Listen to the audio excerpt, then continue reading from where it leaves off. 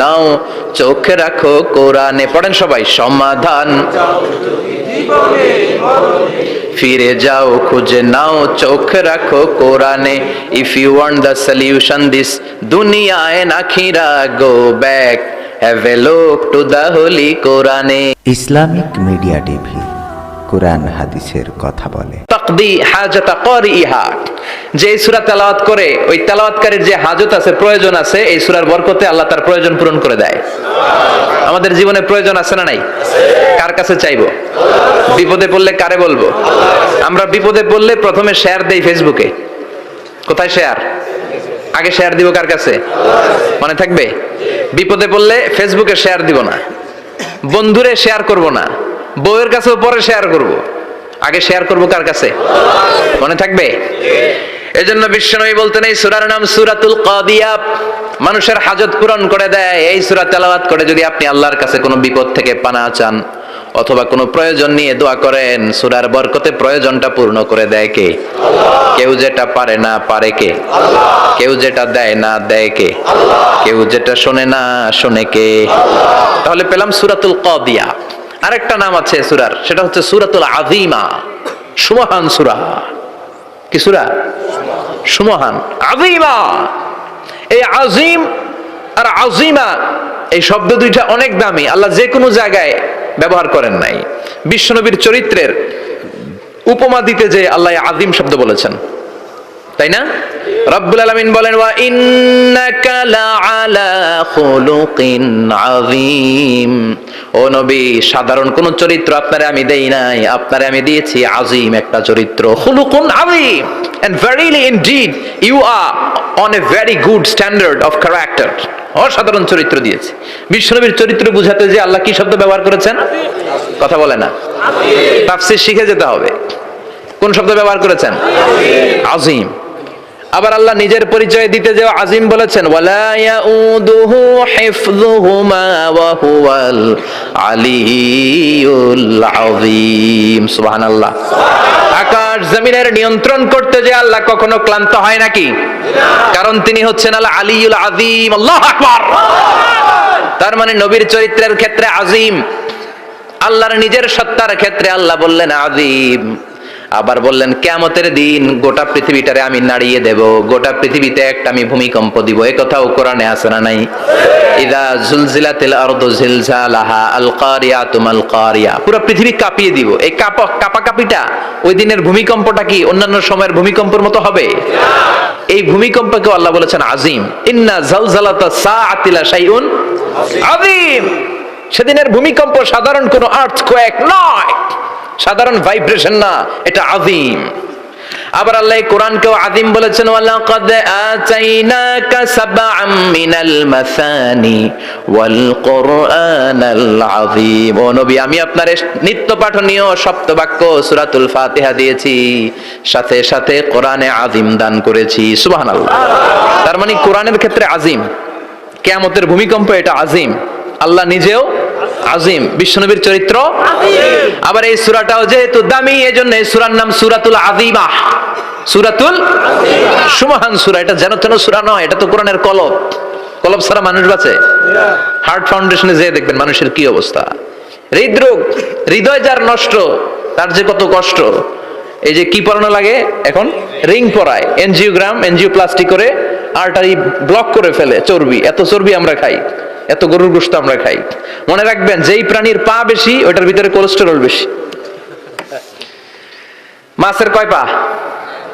হ্যাঁ, নাই, এখানে নাই, মাছের পাটা নাই, কোলেস্টেরল নাই। মুরগির কয় পা? জোরে বলতে হবে। তার মানে কিছু কোলেস্টেরল আছে না নাই? গরুর কয় পা? কোলেস্টেরল বেশি না কম? এইবার কোন চিংড়ির কয় পা? সবচেয়ে বেশি কোলেস্টেরল কন্টেইন করে শ্রিম্প, প্রন, চিংড়ি। এজন্য এগুলো কম খাইতে হবে। তবে 40-এর আগে যারা আছেন ধুমায়া খান, 40-এর পরে এই যে মাটন, ল্যাম্প, ছাগলের গোশ, খাসির গোশ, চিংড়ি, এগুলো আপনার ডায়েট থেকে বাদ দিয়ে দিতে হবে। বুঝতে পেরেছেন? এজন্য এই সূরাটা যেন তেন সূরা নয়, এটা তো কোরআনের কলিজা, হার্ট, হৃদয়। এজন্য সূরাটা সূরাতুল আযীমা। সুবহানাল্লাহ পড়েন। তার মানে এক নম্বরে পেলাম সূরাতুল কাদিয়া, 2 নম্বরে পেলাম সূরাতুল আযীমা, 3 নম্বরে সূরার আরেক নাম হলো সূরাতুল মুইম্মা। সূরাতুল মুইম্মা, মুইম্মার 2 অর্থ। এক অর্থ হচ্ছে এটার বরকতটা আম, সবার জন্য, যেই পড়ে সেই বরকত পায়, এজন্য মুইম্মা। আবার মুইম্মার আরেক অর্থ হচ্ছে যেই সূরা শত্রুকে অন্ধ করে দেয়। কি করে দেয়?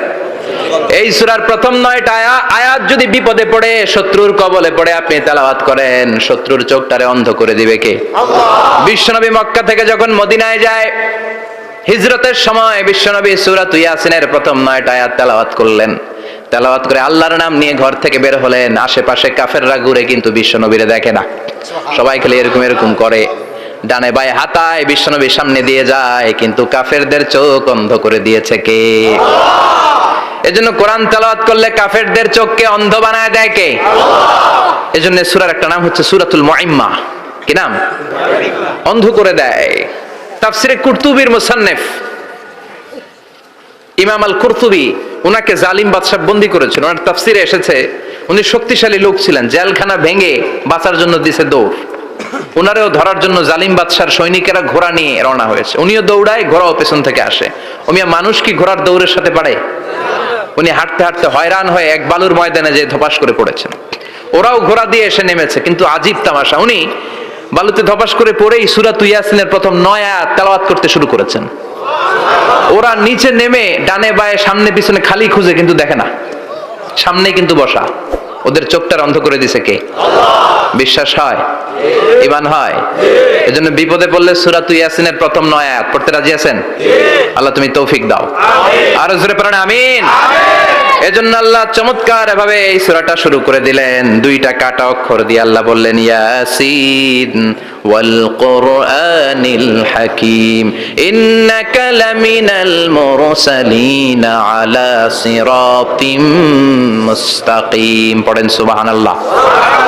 ইয়াসিন সূরাটা শুরু করলেন কি দিয়ে? ইয়াসিন। এটা কি কোনো বাক্য? এটা কি কোনো শব্দ? এটা কি অক্ষর? 2টা প্রথম অক্ষরের নাম, দ্বিতীয়টা আওয়াজ করে বলেন, প্রথম অক্ষরটার নাম, দ্বিতীয়টা। খুব চমৎকার না? বাক্য দিয়ে এই সূরাটা শুরু করে নাই। যেমন ইযা জুলজিলাতিল আরদু জিলজালাহা, এই সূরার প্রথম আয়াত, এটা একটা বাক্য না? জি। আচ্ছা। ওয়াদ-দুহা ওয়াল-লাইলি ইযা সাজা, বাক্য না? জি। কিন্তু ইয়াসিন এটা কি কোনো বাক্য? না। এটা কি কোনো শব্দ? না, এটা কাটা 2টা অক্ষর। সুবহানাল্লাহ পড়েন। সুবহানাল্লাহ। আল্লাহ 114টা সূরার প্রায় 29টা সূরা এরকম কাটা কাটা অক্ষর দিয়ে শুরু করেছেন। সুবহানাল্লাহ নাই? সুবহানাল্লাহ। এই 29টা সূরা কখন আল্লাহ একটা অক্ষর দিয়ে শুরু করেছেন, কখনো 2টা অক্ষর দিয়ে, কখনো 3টা দিয়ে, কখনো 4টা দিয়ে, কখনো 5টা দিয়ে। একটা অক্ষর দিয়ে আল্লাহ কোরআনের সূরা শুরু করেছেন। এরকম একটা সূরা বলেন, নুন ওয়াল কলামি ওয়া মা ইয়াসতুরুন। নুন, নুন দিয়ে সূরা শুরু হয়ে গেছে। তারপরে কফ, এক অক্ষর দিয়ে সূরা শুরু হয়ে গেছে। সুবহানাল্লাহ পড়েন। সুবহানাল্লাহ। এবার বলেন 2 অক্ষর দিয়ে সূরা শুরু হয়েছে এরকম সূরা বলেন। আমিন। এত দূরে যান কেন? এটা আছে না নাই? আছে। ইয়াসিন। সুবহানাল্লাহ পড়েন। ইয়াসিন 2 অক্ষর দিয়ে। তারপরে হামিম। এবার 3 অক্ষর দিয়ে আল্লাহ সূরা শুরু করছেন এরকম, আলিফ লাম মিম তাসিন মিম। আল্লাহু আকবার। আবার 4টা অক্ষর দিয়ে সূরা শুরু হয়েছে এরকম আছে না নাই? আবে সব কোন? আলিফ লাম মিম র, আলিফ লাম মিম সাদ আছে না নাই? আবার 5টা কাটা অক্ষর দিয়ে সূরা শুরু হয়েছে এরকম সূরা আছে না নাই? সূরা মারিয়ামের শুরুতে কি আছে? কাফ হা ইয়া আইন সাদ। সুবহানাল্লাহ পড়েন। এরকম প্রায় 29টা সূরা আল্লাহ কাটা কাটা অক্ষর দিয়ে শুরু করেছেন, কোনো বাক্য দিয়ে নয়, কোনো শব্দ দিয়ে নয়। কি দিয়ে? হারফ দিয়ে। হারফ, এই হারফগুলোরে বলে হুরুফ আত-তাহাজ্জি বা হুরুফ আল-মুকাত্তাআত, কাটা কাটা অক্ষর। মনে রাখবেন কোরআনের আয়াতগুলো 2 ভাগে বিভক্ত, একটা মুহকাম, একটা মুতাশাবিহ। মুহকাম মানে যেগুলোর অর্থ আমরা জানি, যেগুলোর ব্যাখ্যা আমরা জানি, যেটা ইন্টারপ্রিটেশন এক্সপ্লেনেশন আমাদের জানা আছে। আর মুতাশাবিহ আমরা অর্থ জানি না, আমরা ব্যাখ্যা জানি না, এটা দিয়ে আসলে কি বুঝাইছে আমরা কেউ জানে না। জানে একজন, চিল্লায় বলেন তিনি কে? আল্লাহ বলেন ওয়া ইন কুনতুম ফি রাইবিম মিম্মা নাযালনা আলা আবদিনা ফাআতু বিসূরাতিম মিন মিসলিহি ওয়া দাউ শুহাদাআকুম মিন দুনিল্লাহি ইন কুনতুম সাদিকিন।